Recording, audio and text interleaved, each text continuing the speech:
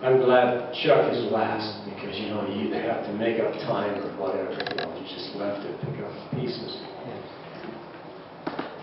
Welcome, extended family. I'm glad to be here this morning, and it's nice to meet. I'm glad to see this kind of a turnout here in this historical place, as we can meet with a mural on the wall of our progenitor there, John W., and it's kind of a unique thing.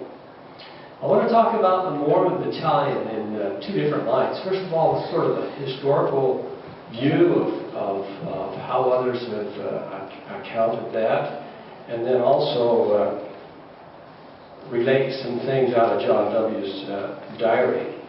The Mormon Battalion was the only religious-based unit in the United States military history, and it served just 1 year, July 1846 to July of 1847, during the Mexican-American War. The battalion was a volunteer unit, say between 534 and 559 members, led by Mormon company officers and commanded by U.S. Army regulars officers. During its service, the battalion made a grueling march of nearly 2,000 miles from Council Bluffs, Iowa to San Diego. The battalion marched, and service was instrumental in helping the U.S. secure the American Southwest, including new lands in several western states, especially the Gadsden Purchase of 1853, which was much of southern Arizona. The march also opened the southern wagon route to California. Veterans of the battalion played significant roles in American westward expansion in California, Utah, Arizona, and other parts of the West. At the time they enlisted, members of the Church of Jesus Christ of Latter-day Saints were seeking U.S. government aid for their migration west to the Rocky Mountains and Salt Lake Valley, despite having their previous petitions for redress of grievances denied. Under continued religious persecution, they had fled Nauvoo, Illinois, on 4th of February 1846 across the Mississippi River. They camped among the Potawatomi Indians near what became Omaha, Nebraska. Brigham Young, the president of the Quorum of the 12 Apostles, sent Jesse C. Little, that's Jesse Carter Little, to Washington, D.C. to seek assistance from the federal government for the Mormon pioneers fleeing their lives from the mods of Illinois. Little arrived in Washington, D.C. on the 21st of May, 1846, only 8 days after Congress had declared war on Mexico. So I did a little research on that, on Little.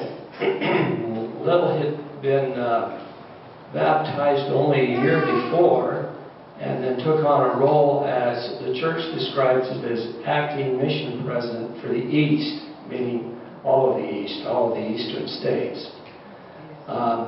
Little was actually the first one to make contact with Thomas Paine and established a friendship with Thomas Paine, who was very influential in helping the Mormons in the early church period. Now, Thomas Paine had influence because his father was a jurist and had connections with the federal government and had a relationship, knew President Polk very well at the time. And so that became instrumental as Little had that assignment and found out that they were looking for some men to go west, suggested that it should be a Mormon group since they were headed that direction anyway.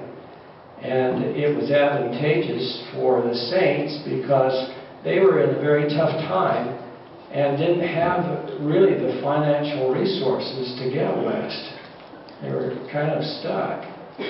And being able to link up with the federal government and receive pay for going west and being on that battalion and establishing new trails was a great assistance to the church. Now, it was also a great assistance to the United States because there was a lot of distrust about who those Mormons were, and a lot of distrust about what they might do. And in President Polk's diary, he writes something to the words of, he's rather pleased that to enlist the Mormons, because then it's going to draw them in and they're going to be a part of the United States rather than battling against the United States. So there was a little bit of concern there. And as they sort of entered into that mutual agreement, it was beneficial for both groups.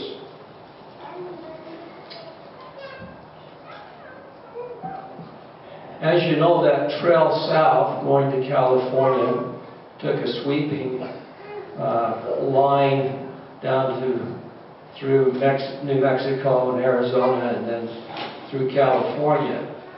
And that was the battalion. The battalion marched that whole distance, almost 2,000 miles, not quite 2,000 miles. There wasn't any battle to speak of during that trek. There were several incidences that occurred.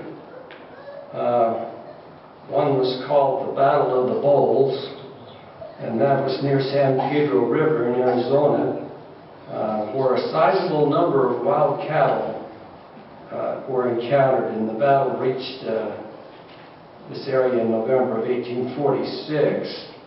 So the animals were wild and charging and caused some destruction of some of the mules and wagons, and resulted in 2 men being wounded, and they ended up loading their guns and shooting the attacking bulls, killing 10 out of the 15, and that was called the Battle of the Bulls.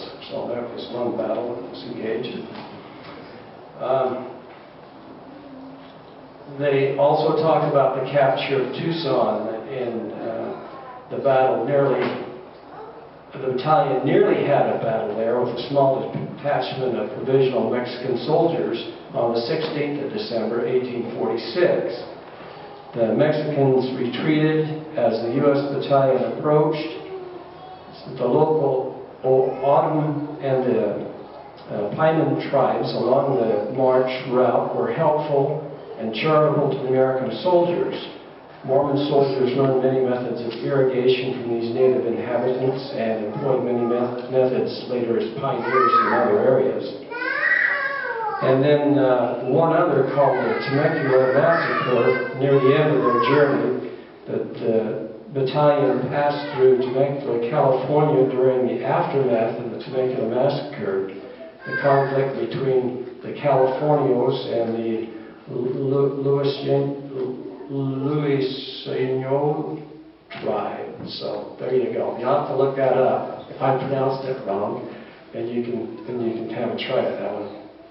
The Mormons stood guard to prevent further bloodshed, while the Luiseno people gathered their numerous dead into a common grave.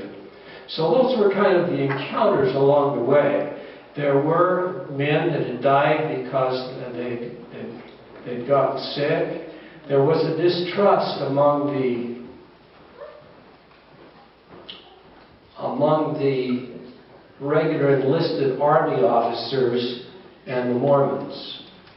And as I read both accounts of the kind of medical service and the medical treatment that they were given, there was a real distrust for the doctor of the battalion and distrust for some of the leaders. And they changed hands quite a number of times. There were a number of leaders that assumed command of that battalion as it crossed its many miles.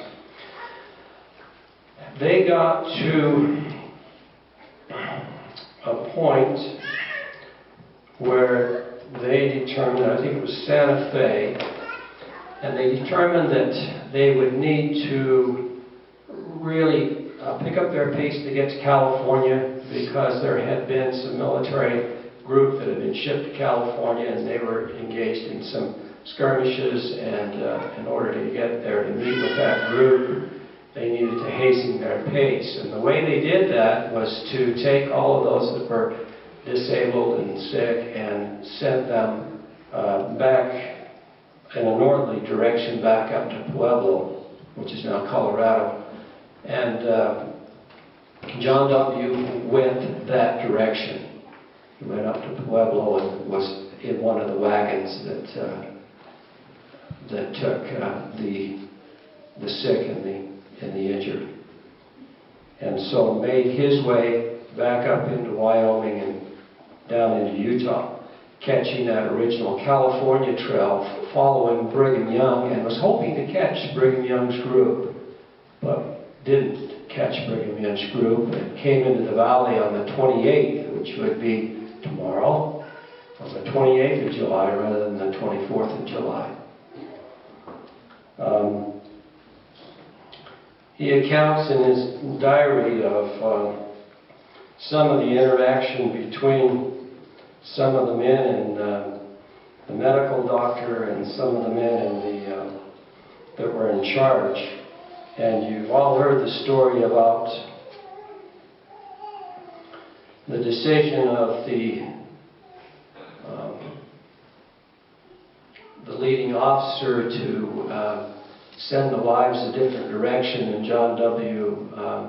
With another fellow confronting that commander and finally saying something like, you know, your wife is safe at home somewhere, and changed his mind and allowed the wives to go with. It was a pretty unique experience, I think, to have women there on that battalion.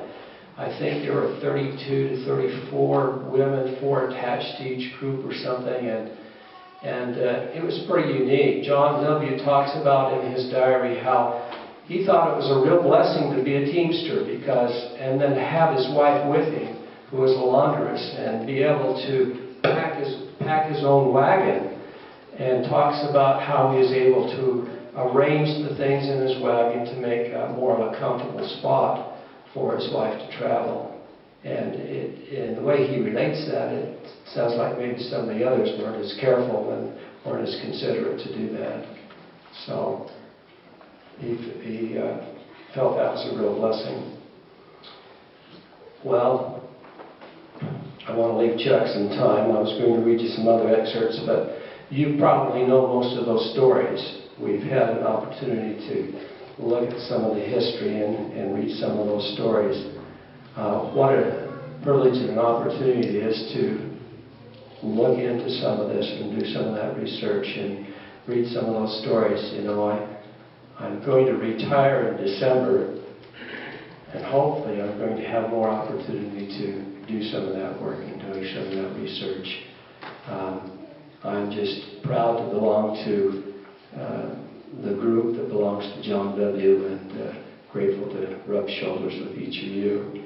And hope that we will have an opportunity to explore and do some of that work of our ancestors, that we might get to know them better and understand their life and their plight, and be able to relate to their experiences and have the opportunity to not only know them, but get closer as a group as we follow their progress. Thank you.